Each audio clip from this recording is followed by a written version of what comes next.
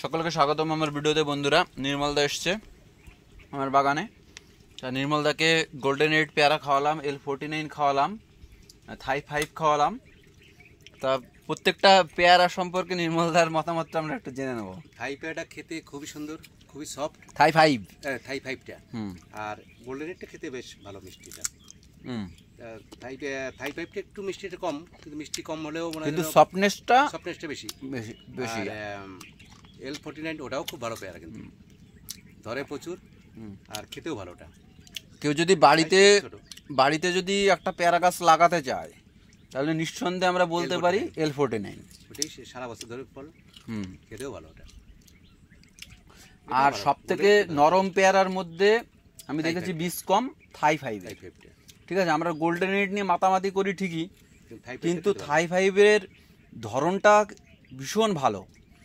আর golden 8-এর একটা positive দিক যদি আমরা বলি, সেটা হচ্ছে কি শীতকালে ফলটা বেশি পাওয়া যায় গোল্ডেন 8টাতে। এটা একটা দিক, পজিটিভ দিক। আর যদি করে কেউ নিচু জমিতে লাগাতে চাও, আমি বলবো যে গোল্ডেন 8 না লাগানোটাই ভালো, কারণ ওটার হচ্ছে রোগ প্রতিরোধ করার ক্ষমতাটা তুলনামূলক একটু কম জলা জমিতে। আর হ্যাঁ, L49 তো অসম্ভব সুন্দর একটা ভ্যারাইটি, কমার্শিয়ালি ক্ষেত্রে নাম্বার 1 হ্যাঁ L49।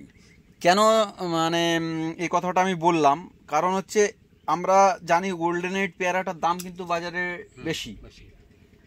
এবার একটা লোক দেখা যাচ্ছে গিয়ে কি চাইবে যে 2-4টে পেয়ারায় যদি কেজি হয়ে যায়, 4টে পেয়ারায় কেজি হয়ে যায়, আর যদি এদিকে 10টা পেয়ারায় কেজি হয়, মানুষ কিন্তু সংখ্যায় বেশিটাই খোঁজে, তাই তো দাদা? হ্যাঁ, সংখ্যাটা বেশি খোঁজে। এদিকে দেখা যায় 100 গ্রাম সাইজ, আর ওদিকে দেখা যাচ্ছে 250-300 গ্রাম সাইজ।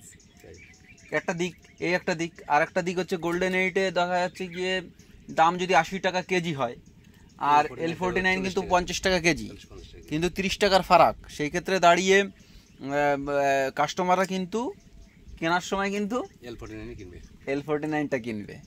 এটা একটা দিক, বিশাল একটা দিক। কিন্তু L49 খেতে খারাপ না, কিন্তু আমি বলবো ভালো, যথেষ্ট ভালো।